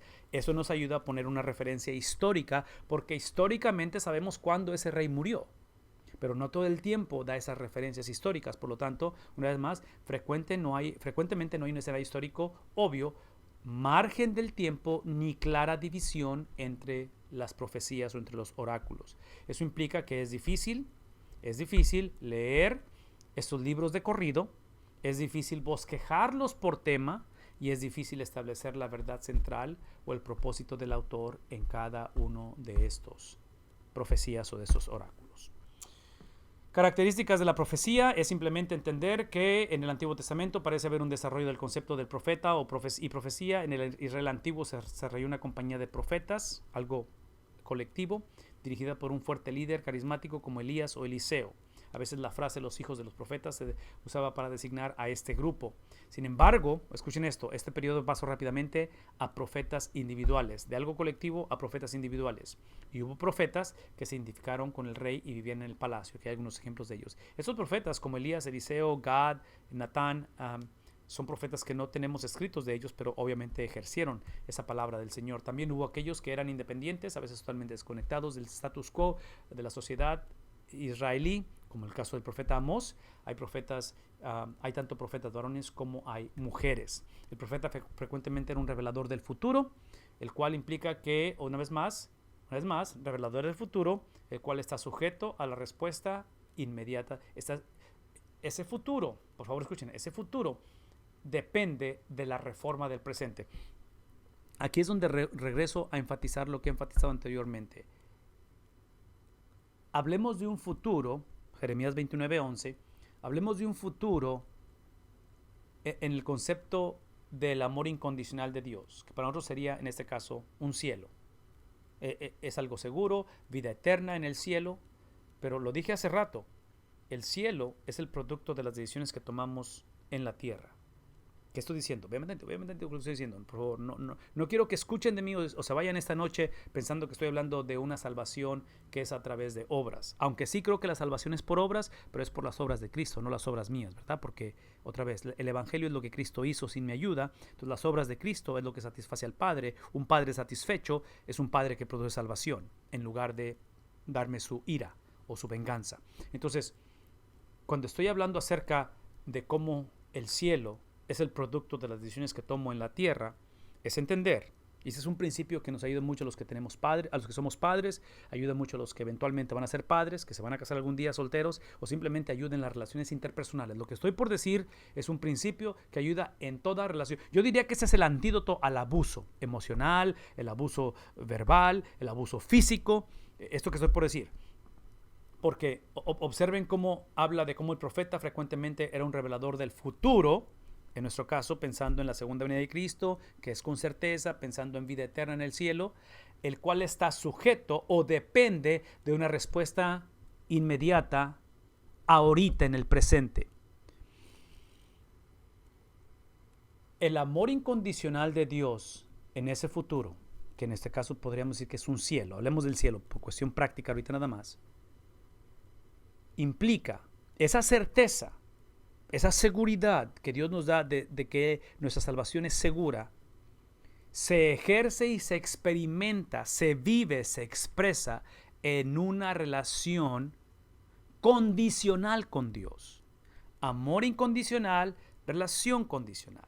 El amor que siento por mi esposa, que es incondicional, que es un amor en el cual amo su vida, amo el hecho de estar casado con ella, se expresa en un contexto de condición. Por eso es que el matrimonio es algo exclusivo. Por eso es que hasta que la muerte nos separe, el amor que siento por mis hijos, los amo tanto que no puedo permitir que ellos hagan lo que ellos quieran simplemente.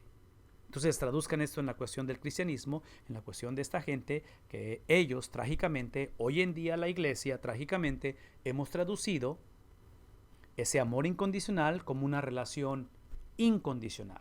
Y pensamos que podemos hacer lo que queramos, pensamos que podemos simplemente ejercer nuestra autonomía o derechos o siempre tenemos argumentos en la cabeza, ¿no es cierto?, que justifica la razón por qué nos comportamos como nos comportamos. No es bíblico. Frecuentemente la tarea del profeta era el desarrollo del plan universal de Dios. Ese es parte de su labor para su creación, no solamente para el pueblo de Israel, pero para la creación, que no se ve afectado, ese es el mensaje del Evangelio, por la respuesta humana. Dios ha hecho, está haciendo y va a hacer su voluntad, independientemente si nosotros nos unimos a ella. Toda rodilla se va a doblar, toda lengua va a confesar, ¿qué cosa? El plan redentor de Dios. Cristo es el Señor. Eso va a suceder. O nos unimos al plan de Dios como Juan, el discípulo amado, o nos unimos al plan de Dios como Judas en traición.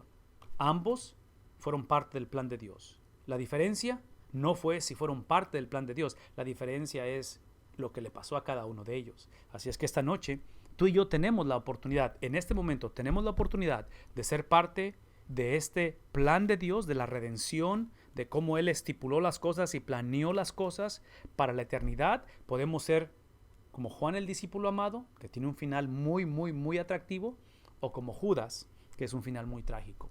Esa es la invitación que tenemos. Este plan escatológico universal es único entre los profetas del antiguo cercano oriente. La predicción y la fidelidad al pacto son los dos focos del mensaje profético. Una vez más, predicción, si habla del futuro, que está condicionado ¿a qué cosa? Otra vez, está condicionado a una reforma del presente. Esto implica que los profetas principalmente tienen enfoques colectivos, generalmente se dirigen a la nación, pero no exclusivamente. Una vez más, tienen enfoques colectivos en lugar de personales, porque hemos dicho esto, ¿verdad? Hoy en día, como somos post primera venida de Cristo, post Nuevo Testamento, o sea, tenemos el mensaje completo, una vez más, esta cuestión del mensaje de Dios es colectivo, por eso necesitamos unos a otros hoy en día. La mayor parte del material profético se presenta de manera oral. Posteriormente se combinó con el tema, la cronología o con patrones de la literatura del cercano oriente que para nosotros están trágicamente perdidos. Pero porque era oral, no es tan estructurado como la prosa escrita. Eso implica que esto hace que los libros sean difíciles de leer de corrido y difíciles de entender en un escenario histórico, sin un escenario histórico específico. Los profetas usan varios patrones para transmitir su mensaje, los patrones cómo lo comunican, y aquí tenemos el escenario de la corte, es uno de ellos, el canto fúnebre, estos son los vehículos para comunicar el mensaje. El pronunciamiento de bendiciones del pacto y cosas por el estilo. Rápidamente, las pautas útiles para interpretar la profecía. Busca el propósito del profeta o del editor, porque algunos son editados, original, observando el escenario histórico y contexto literario de cada profecía o cada oráculo. Generalmente involucrará a Israel, que de alguna manera quebranta o quebrantó el pacto mosaico. Así es que típicamente es la misma historia. Es como tu vida y la mía, ¿no? Siempre es la misma historia, la misma historia. Lea e interprete todo profecía, todo oráculo, no solamente una parte, sino que bosquéjelo o haga un bosquejo en lo que se refiere a su contenido. Vea de qué manera se relaciona con los oráculos o con las profecías que lo rodean, ya sea el mismo profeta o de otros libros, y trate de bosquejar todo el libro. Asuma una interpretación, esto es importante, asuma una interpretación literal del pasaje hasta que el texto le señale lo que es figurado. Entonces ponga el lenguaje figurado en prosa. Analice la acción simbólica a la luz del contexto histórico. Esto es importante. La acción simbólica, si hay alegoría, si hay simbolismo, es a través del contexto histórico y de los pasajes paralelos. En otras palabras, no tomemos una acción, no sé cómo ilustrar esto, pero estoy pensando en Isaías otra vez, Isaías capítulo 6, cuando habla acerca de la descripción de cómo, o sea, hay mucho simbolismo en Isaías. Hay literal, hay simbolismo. Entonces, ¿cómo saber cuál es cuál? Aquí está parte de esa instrucción. Asegúrese de tener en mente que esa literatura del antiguo cercano oriente no es literatura ni occidental ni moderna. Otra vez, no impongamos nuestros lentes culturales en ello. Trate las predicciones con cuidado. Y esto habla acerca, esto es lo que tenemos que tener cuidado, son exclusivamente para la época del autor. O sea, son descriptivas, no están simplemente diciendo lo que pasó en ese tiempo, es lo que hablaba de 2 de Crónicas 7:14. Se cumplieron posteriormente en la historia de Israel. En otras palabras, esa profecía ya se llevó a cabo en el tiempo de Israel o son todavía acontecimientos futuros.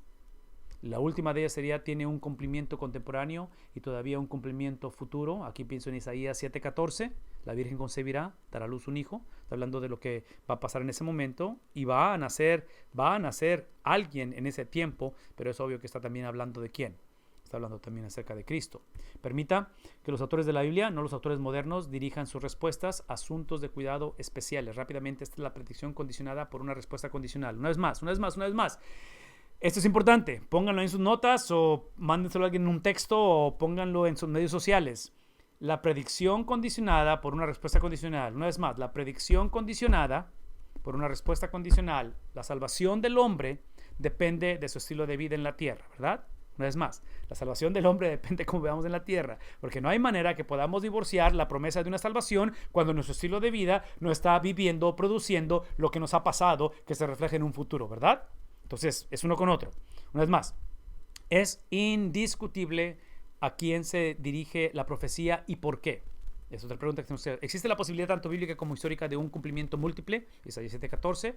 Los asuntos del Nuevo Testamento bajo inspiración pudieron ver al Mesías en muchos lugares del Antiguo Testamento que no son obvios para nosotros. Una vez más, los autores del Nuevo Testamento bajo inspiración pudieron ver al Mesías en muchos lugares del Antiguo Testamento que no son obvios para nosotros. Una de las cosas que quiero que cuidemos mucho. Pónganme atención en esto. Debemos cuidar esto mucho. Cuidemos lo que se le llama la tipología, que es donde ponemos a Cristo en todo personaje del Antiguo Testamento de la Biblia, donde decimos, José el soñador en Génesis es el Cristo, porque y empezamos a buscarle conjeturas o conexiones con Cristo. Tengamos cuidado con eso, porque eso es un peligro muy grande cuando empezamos a ver a Cristo en lugares que no le corresponde, que simplemente el autor está dando una narrativa histórica, simplemente con un propósito. Entonces, tengamos cuidado con eso. Parece usar tipología o juego de palabras, ya que no somos inspirados, es mejor que lo dejemos este método a ellos. En otras palabras, no es lo que acabo de decir, no pongamos tipologías, no pongamos juego de palabras donde no corresponda, simplemente veamos lo que es lógico en lugar de anticipar cosas. Preguntas, comentarios, hasta aquí. Me quedan unos minutos, ya los voy a dejar ir. Nada más díganme qué piensan hasta aquí. ¿Algún comentario? ¿Todo bien? Avanzamos. Déjenme hablarles de Isaías rápidamente. Isaías exige fidelidad de Judá al pacto davídico, el cual se encuentra en 2 Samuel capítulo 7, pero también volvió al propósito original del pacto de Abraham, Génesis 12, versículos 1 al 3. Exige fidelidad a lo que se hizo con David, pero también otra vez al propósito. Ese es Isaías lo que está haciendo, ¿verdad? Eso es el punto, que era la elección de Dios sobre la nación. ¿Para qué cosa? Una vez más, Éxodo 19, 5 al 6. Vosotros sois una nación de sacerdotes para mí. Pero ese sacerdocio que estoy poniendo, llamando, que estoy transfiriendo, que estoy creando de ustedes, no es porque ustedes simplemente califican como sacerdotes, pero simplemente ustedes, por amor al mundo, los escojo. Eso es parte de lo que está reclamando Isaías. Qué sorprendente este reinado universal de Jehová pudo haber sido. Hablando de esta universalidad de escoger al mundo, porque es obvio que los judíos no pensaban en ese concepto universal. Dios no solamente restaura a Israel, sino que extenderá el plan redentor de Dios. ¿A quién? Al mundo entero. Isaías específicamente predijo los movimientos de los eventos mundiales en su propio día y en el futuro, conduciéndose a la restauración del reino davídico por medio del Mesías de Dios. Eso implica que Isaías claramente demuestra esta palabra de futilidad, que no sé realmente si está bien traducido o no, pero está hablando de lo necio, de la necedad, de la confianza del pueblo de Dios en recursos humanos del mundo que simplemente no van a funcionar. Es parte del problema de ello. La liberación solamente viene de Jehová, el nombre personal de Dios, Jehová. Isaías revela las 3 características más poderosas del plan redentor de Dios. Aquí están: el Mesías venidero, el Mesías como siervo sufriente y el reinado universal de ese Mesías. Una vez más, el Mesías venidero, el Mesías como siervo sufriente, Isaías 52 y 53, y el reinado universal de ese Mesías. ¿Qué está diciendo? Simplemente que la profecía davídica es que vendría un Mesías, ¿verdad? Entonces, va a venir. Yo sé que la cosa no se ve como que va a venir, pero va a venir. Cuando Él venga, Él no va a hacer lo que ustedes esperan, porque va a ser un siervo sufriente. La tercera, que cuando Él venga, su misión, su propósito es universal, porque es lo que prometió desde un principio, no más que ustedes lo han hecho exclusivo o de elitismo.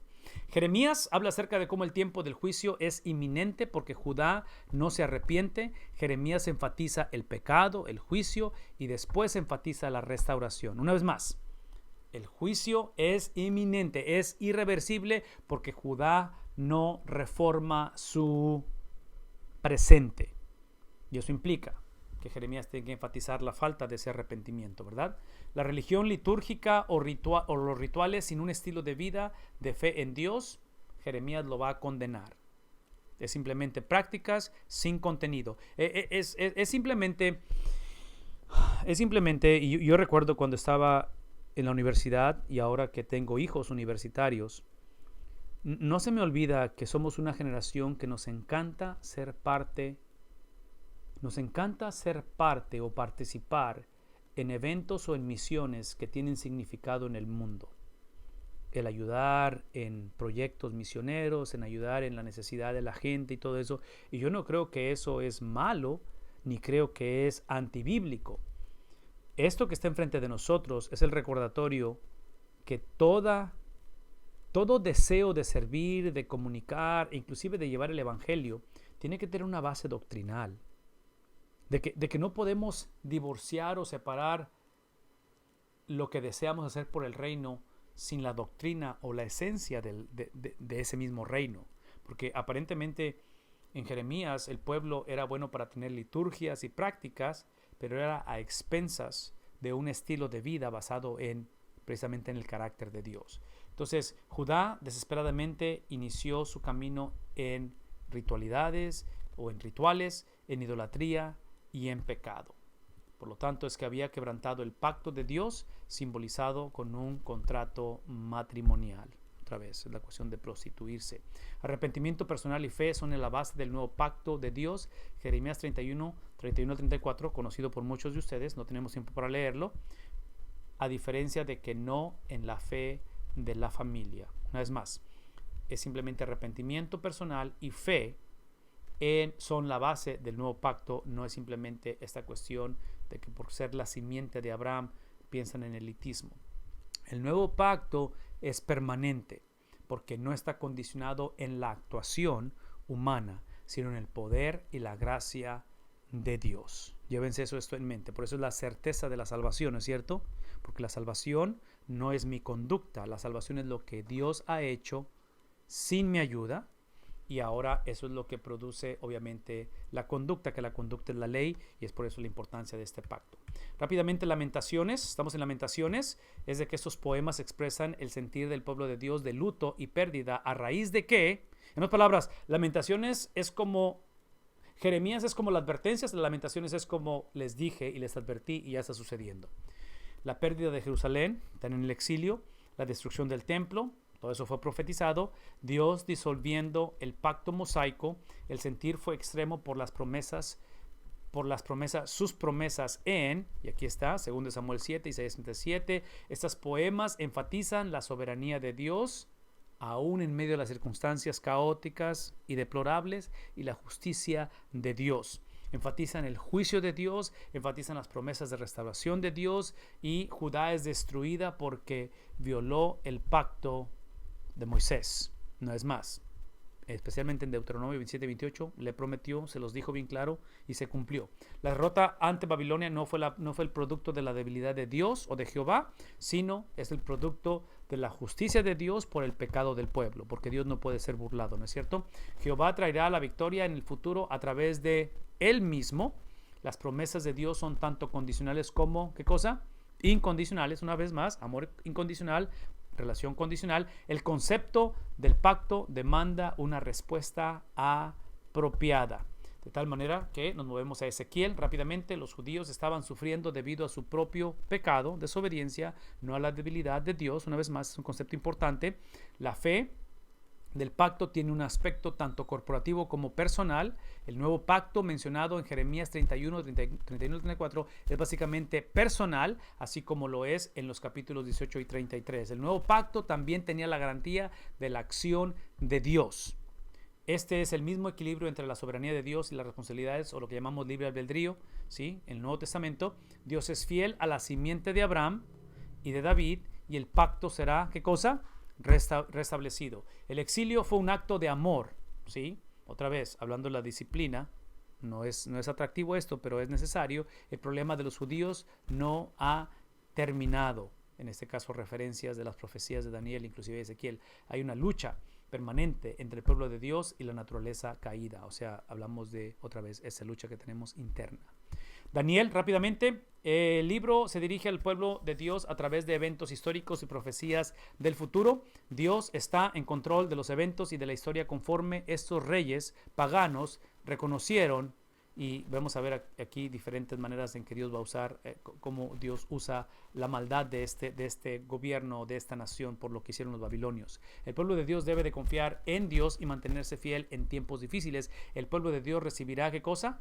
El reino de Dios para siempre. El pueblo de Dios sufrirá y serán expuestos a la tortura y a la muerte por gobernantes paganos. Aquí una referencia que usa Dr. Bob. Y aquí está lo que menciona de la página 66 de ese libro. El pueblo de Dios como un todo debe de encontrarse a la merced de un gobernador quien sistemáticamente impone sobre ellos caminos del paganismo y al mismo tiempo les prohíbe adorar al Dios de sus padres. Y al mismo tiempo, otra vez, es esta cuestión de lo que de la manera en que Dios va a usar estas tragedias para disciplinarlos a ellos. Aquí es donde empieza la manera progresiva de cómo empieza a imponerse a ellos una idiosincrasia diferente. Estos son los eventos históricos que conocemos. Terminamos diciendo simplemente que Dios establecerá un reino eterno por medio de su Mesías. 7, 13 y 14 para mí es el epicentro de todo el libro de Daniel. Si tienen oportunidad de leerlo, Dios liberará a su pueblo y a todo su pueblo. Habrá una resurrección de ambos, el justo y el injusto, el cual será juzgado por Dios, el cual determina el estado eterno. Ese es el final de los profetas mayores. Así es que les invito a que si tienen una pregunta, abran sus micrófonos y si quieren hacer un comentario, estamos aquí. Háblenme, por favor.